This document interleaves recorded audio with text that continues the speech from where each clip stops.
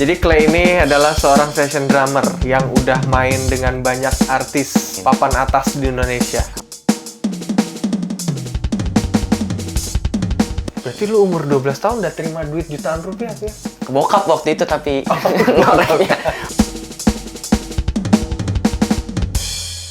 pegang drum dari umur 1,5 tahun gue waktu itu. Hah? 1,5 tahun? 1,5 tahun. Hai Dendi, selamat datang di Drum and Drum.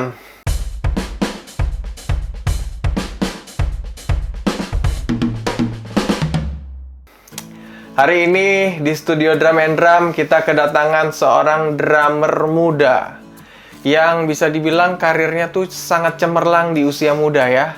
Jarang-jarang ada musician kayak dia karena sudah menemukan kesuksesannya di usia muda. Yes, di sebelah gue sudah ada Clay Nathanael. What's up? Tos dulu dong. Gila, dia baru ulang tahun nih. Yang keberapa? 18. Fuck! 18! 18 tahun. Gue baru terima KTP bulan Maret kemarin. Yang bener lu 18? 18. Ada nih KTP-nya, gue tunjukin. Anjing, baru lolos 17 plus dia. Padahal nggak percaya orang-orang. Gue juga nggak percaya sih. Gue tuh ngira lu tuh umurnya 22 gitu ya. Iya, 23. segitu rata-rata orang bilang. 18, men! Gila. Berarti lu termasuk salah satu session drummer yang paling muda lah sekarang. Bisa dibilang. Iya kan? Paling muda lu sekarang. Yang jam terbangnya udah buset deh. Jam terbang. Kalian dinding terbang gitu. Mungkin ada teman-teman yang sebagian baru ngeliat Clay di sini kali ya. Jadi Clay ini adalah seorang session drummer yang udah main dengan banyak artis Amin. papan atas di Indonesia. Amin. Ada Rosa, ada Afgan, ada apa lagi? Marion Jola. Gue pertama kali kenal lu di Marion Jola tuh. Iya. Terus apa lagi Clay? Siapa? Kobe Junior. TBA. Namanya TBA sekarang ya. Iya. To be announcement. Terus banyak lah. Ya gitulah. Kalian sebutkan aja semua artis Indonesia. Enggak dong. Oh enggak ya? Belum. Maksudnya belum semua dimainkan sama Clay. Gue belum beres ngomong gitu. Sama Dewa belum. Oh mau? Mau. Punten, Om Dewa. Gue juga mau sih. Apaan lo udah. Jangan Mau begitu. lagi. Oh ya mau lagi. Karena masih ada next kota. Lu kan sekarang udah 18 tahun nih. Iya. Start ngeband pertama kali umur berapa lu? Dia berawal dari gereja sih waktu itu. Oh lu main gereja juga? Iya, main gereja. Gue pelayanan di gereja. Satu gereja sama Wanda Omar. Oh iya. Itu awal-awal gue ke Jakarta juga 2012. Berarti lu perantauan juga? Gue perantau. Oh dari mana? Iya, gue asli Manado. Sebelum itu lu tinggalnya di Manado? Gue tinggalnya di Manado. Sampai kelas berapa Jadi lu di Manado? gue lahir Manado, terus kelas 3 SD. Gue lanjutan kelas 3 SD itu di Jakarta. Waktu itu gue sempet ikut ini, Bebelak, Bebestar waktu itu. Kelas berapa itu? 5 apa 6 gitu, gue lupa. 5 jalan 6 kalau nggak salah. Oh iya? Iya, 2011 waktu itu. Buset, muda amat. Iya. Umur 5 tahun, 6 tahun? Iya, segituan. Puji Tuhan wakilin Sulawesi waktu itu, terus jadi kayak seluruh juara satu di satu Indonesia tuh dikumpulin ke Jakarta, dibikin acara namanya Bebestar waktu itu. Terus tahun depannya menang waktu itu. Puji Tuhan. Main drum itu? Main drum. Jadi waktu itu bukan cuma main drum doang, tapi ada yang main gitar, terus ada yang dance, ada yang nyanyi, kayak gitu-gitu. Pokoknya menunjukin bakat ya? Iya, bakat lah gitu. Terus ya itu juara satunya seluruh Indonesia dibikin ke Jakarta di JCC Senayan waktu itu 2012. Terus tahun depannya waktu itu memutuskan kita semua pindah ke Jakarta. Keluarga? Sekeluarga pindah Karena ke Jakarta. Apa? Yang gue denger sih nyokap juga dapat kerjaan waktu itu. Terus emang gue pengen dari bokap nyokapnya juga pengen mungkin anaknya lanjutin kali ya di Jakarta gitu. Karir sekalian mendukung musik, karir? Sekalian gitu. Berarti emang orang tua lu mendukung lu jadi musisi ya? Mendukung, puji Tuhan. Okay. Semuanya mendukung. Dan kebetulan bokap gue juga drummer. Oh gitu? Keluarga musisi yang dari bokap. Udah pasti disupport ya? Iya. Alhamdulillah ya. Puji Tuhan. Lu berarti berkarir di dunia musik kan udah dibilang dari usia yang muda banget ya? start main session umur berapa? 13 tahun. 13 tahun 12 jalan 13. 12 tahun ya berarti ya. Anjing, umur 12 tahun udah jadi session player. Pertama kali main sama siapa, Clay? Marion Jola.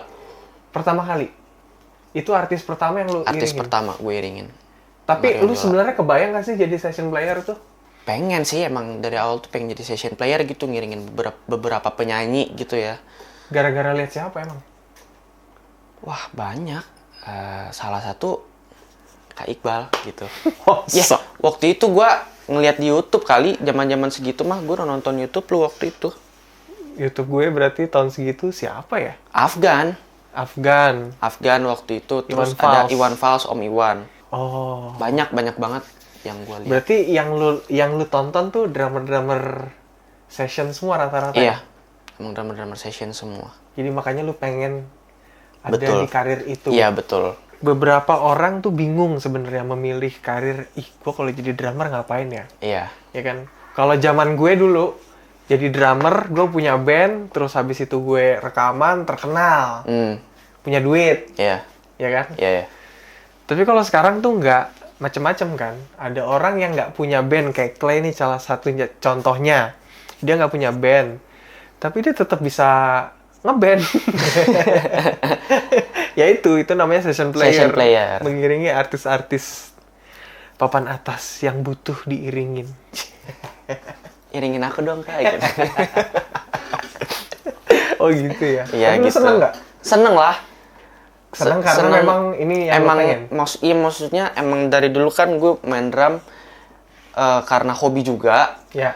Terus ini juga menjadi salah satu pekerjaan juga buat gue gitu. Jadi Iya. kerja sesuai hobi gitu kan. Berarti lu umur 12 tahun udah terima duit jutaan rupiah tuh ya?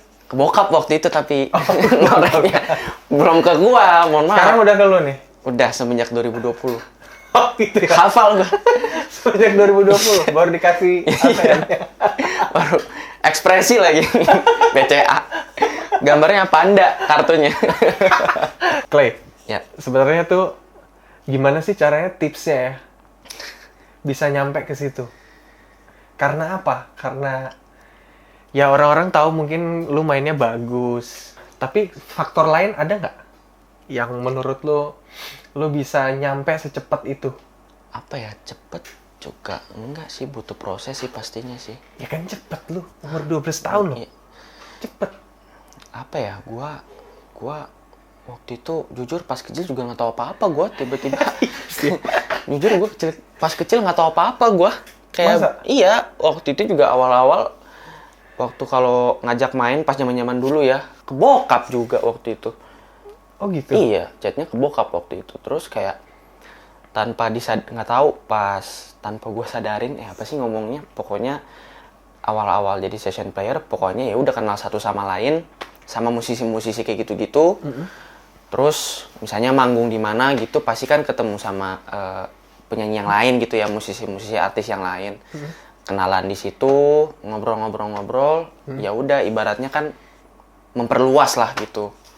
Iya sih, tapi gue penasaran aja apa yang lo lakukan di umur sebelum 12 tahun sampai lo bisa umur 12 tahun main sama musisi-musisi papan atas.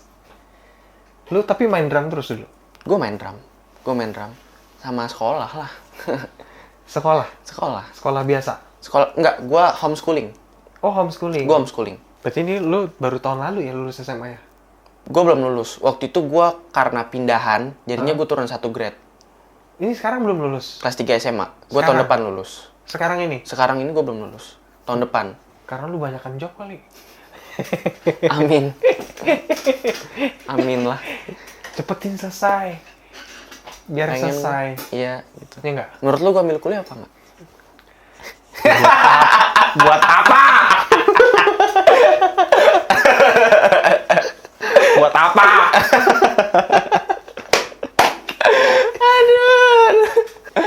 Sekarang udah jadi jutawan kan? Udah nggak usah. Iya. Ya nggak tahu sih, nggak tahu juga kedepannya gimana. Yang mendingan lu udah mulai beli tanah, ya, beli rumah, terus beli emas batangan. pensiun deh. Jadi nyaman ya di bisnis ya. Gue kok nyaman gitu. Udah nggak main drum lagi. Pensiun dini deh. Jangan dong. Masih pengen. Pas umur lu 12 tahun udah main sama Marion Jola. Iya. Yang gua tahu emang Marion Jola tuh musiknya nggak mudah kan ya. Banyak rintangan. Banyak Batman jebakan. Itu lu mampu tuh di umur lu 12 tahun menghafal aransemen yang sesulit itu. Orang-orang sih bilang ya karena lo belum mikirin cicilan aja kayak gitu-gitu. Oh iya ya. Emang lu belum ada cicilan ya? Sampai sekarang juga belum ya? Gimana ya ngomongnya? Iya sih, emang pengaruh ya. Iya. Beban hidup ya. Gue belum merasakan soalnya. Akan merasakan gitu. Jadi masih terbilang mudah ya. Ya pertama kali denger ya susah, cuman ibaratnya harus suka gitu kan. Karena emang mau dapet duit nih gitu. Tapi dulu nggak mikir duit dong. Kalau Waktu lu umur 12 tahun diajak gitu, Clay, jujur mau- gue enggak. Umur Enggak, segitu gue enggak. Clay, bayarannya segini, nggak mikir juga kan lu? Enggak. Gua nggak Ayo mikir. gitu. Ayo gitu. Ya udah ayo aja gitu. Ditawarin nasi bungkus juga, dia cuma nasi bungkus 2 gitu. Gue juga nggak tahu sih waktu itu. Yang ngajak lu pertama itu siapa? Jadi waktu itu Si manajemennya apa? jadi waktu itu gua ketemu sama Bung Denny sama Kayuda pertama kali itu pas gua main sama Barsena waktu itu. Oke. Barsena di Itu di umur lu masih 12 tahun tuh sama Barcelona? 12 tahun. Oke. Itu pas bulan April waktu itu. Ketemu di situ manggung, terus gua ketemu si Kayuda ini. Salah satu tim produksi juga waktu itu di Barsena. Beberapa bulan kemudian si Kayuda nelpon gua waktu itu. Clay tanggal segini kosong nggak waktu itu? Kosong gitu. Main sama Bung Glenn almarhum. Bung Glenn itu pas bulan Mei tanggal 5 waktu itu gue inget banget. Mei tanggal 5 buat Bung Glenn, tapi sebenarnya bukan cuma buat Bung Glenn doang waktu itu. Ya udah kenalnya dari situ yang main yang musik direkturnya juga waktu itu Bung Denny Stalakua. Ya. Kenalnya dari situ, basisnya ada Kayudit Ferdinandus waktu itu. Terus keyboardisnya ada namanya Rio Marpong juga. Nah, kenalnya dari situ-situ. Ya udah dari situ, terus beberapa bulan kemudian ya otomatis udah kenal lah Bung Dennis gitu-gitu kan. Tiba-tiba suatu hari Bung Dennis ngechat gua kalau dia udah pegang Marion Jola waktu itu. Dan Sebagai musik director. sebagai musik director. Terus waktu itu ya udah akhirnya gua mengayokan gitu. Jadi wah, yang ditunggu-tunggu nih jadi session player gitu kan. Oke. Ya udah puji Tuhan waktu abis itu gue masuk di timnya. Job pertama gue inget banget lagi 15 September di Tasikmalaya. Sendiri nggak lu? Nggak ditemenin bapak lu? Pas tour gitu? Dulu diantar sana sini.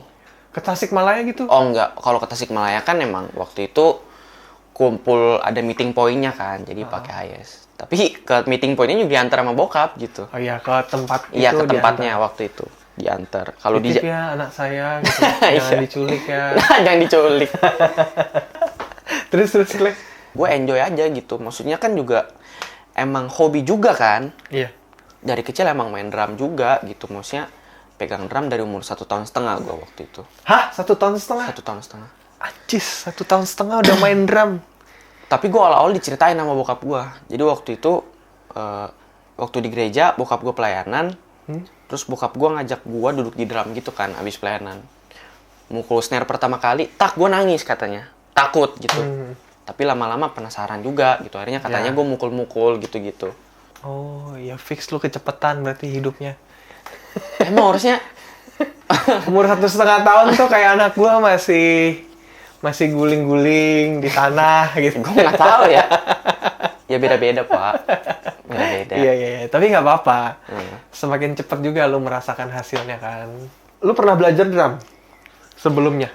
Sebelum gue pindah ke Jakarta 2012. 2012.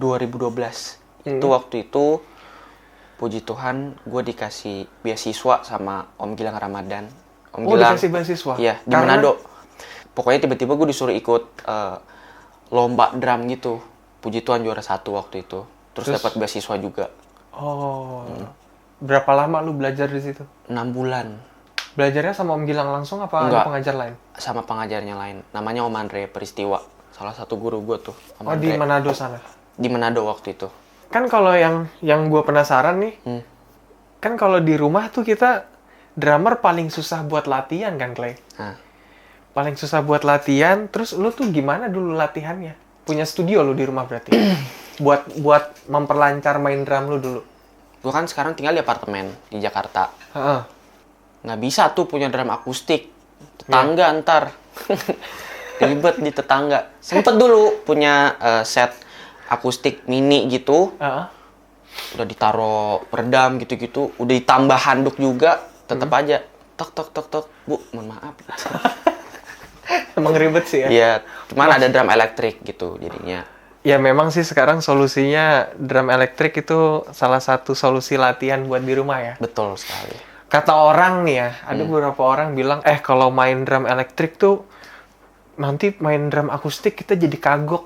Lu ngerasain gitu nggak? Lu kan tiap hari nih latihan drum elektrik nih di rumah. Enggak sih.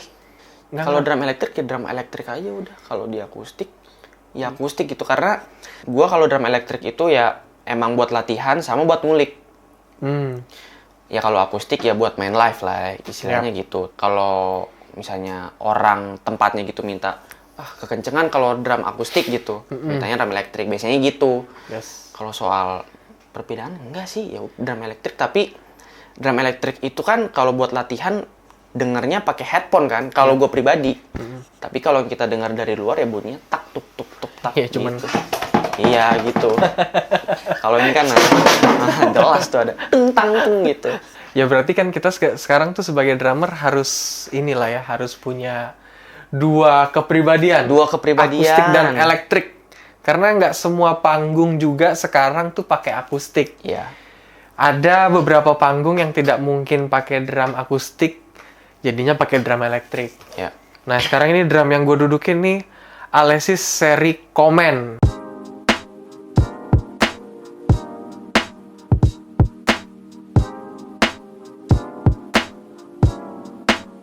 Lu udah pernah pakai merek ini nggak, Alesis? Kalau yang seri yang ini gue belum. Dulu Seri ini. Ini seri terbaru nih, Clay. seri terbaru ya. Seri Komen. Lu seri yang mana dulu? Gue seri like, subscribe. Aduh, kan itu. Fuck. Beda ya. Gue DM7 waktu itu. Oh, itu seri lama ya. Sudah discontinue. Sekarang itu ada seri Komen nih salah satunya. Mirip lah kayaknya sama yang DM7 ya. Lu harus cobain deh nih drum Mau dong. elektrik yang gue duduk di sini. Gitu ya. Lu kasih tahu ke teman-teman apa rasanya mukul drum elektrik ini. Oke? Boleh. Tukeran dulu, tukeran dulu. Keren dulu ya.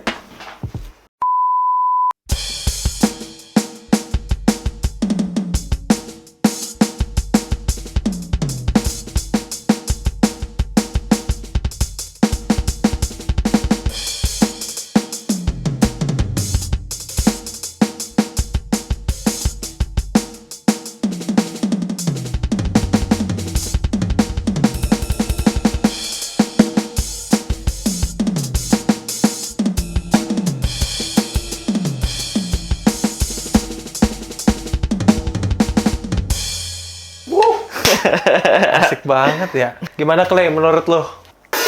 Apa ya ngomongnya? Ini kayak sensitivitasnya tuh kayak, kan ada tuh kalau yang lain kalau mau ngegosno tuh kayak masih jadi Iya. jadi gimana sih bunyinya? Ini enggak, dia tuh jelas gitu.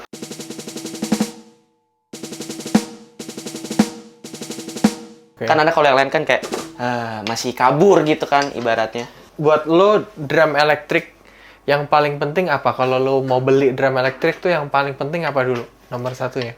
Gua ya Nah, dari kualitas padnya sih, pad. kualitas padnya dulu Iya, ya. pad. Iya, karena kita biasa mukul Biasa ini ya. yang akustik, jadi kan maksudnya beda nih kan kalau sama elektrik kan. Yes. Dari pad sih, maksudnya biar dipastikan juga bunyi gitu, biar nggak hilang-hilangan gitu kan. Ya, terus yang snare-nya juga ghost note-nya ini apa sih ngomongnya? Sensitivity. Sensitivity ya. Iya, maksudnya biar jelas gitu. Yes, benar-benar. Jadi fitur di padnya Yes, tuh betul. harus nyaman dulu buat lo ya. Betul. Ya kalau nggak nyaman kita mukulnya, pasti itu bikin mood kita main jadi nggak enak kemana-mana. Iya, jadi kurang ya. Iya. Walaupun suaranya bagus. Ada loh drum elektrik yang suaranya bagus. Bagus. Tapi konfigurasinya tuh kurang enak. Iya, betul. Ya kan? Betul. Sensitivity-nya gitu-gitu tuh kurang enak. Contohnya apa tuh?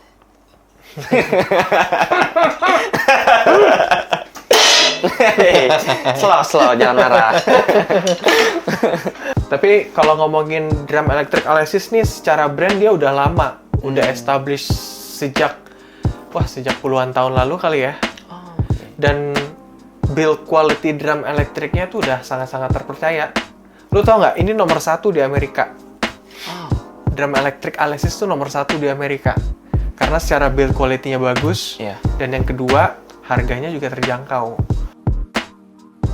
Dan Alesis. ini yang ngomong bukan cuman gue, tapi ada Clay di sebelah yang sudah mencoba langsung. Betul sekali, guys.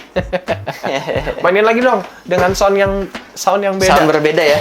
Sound yang beda. Mana Boleh, lagi gue sound pengen. yang lo suka kira-kira?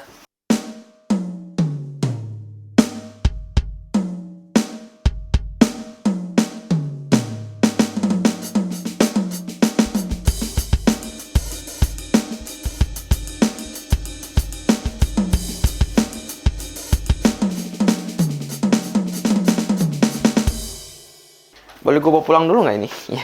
Boleh. Ada 6 juta. Wah. Oh ya, buat kalian yang kepo sama harganya, Alesis Command Mesh Kit ini harganya di 12 jutaan. Oke lah, buat drum elektrik yang build quality-nya oke ya. Secara tampilannya juga udah keren, terus sound-nya juga udah enak buat dimainkan, dan ini mesh head bisa kalian tuning. Jadi feel-nya udah hampir mendekati drum akustik. Buat kalian yang pengen punya drum elektrik Alesis Command Mesh Kit, langsung aja dapetin di online store atau di toko-toko musik terdekat di kota-kota kalian. Alright, Clay, main dong. Apa? Main aja. Main apa nih maksudnya? Ya udah, Bola. pokoknya di sini kita lihat Clay main dulu ya. Oke. Oke.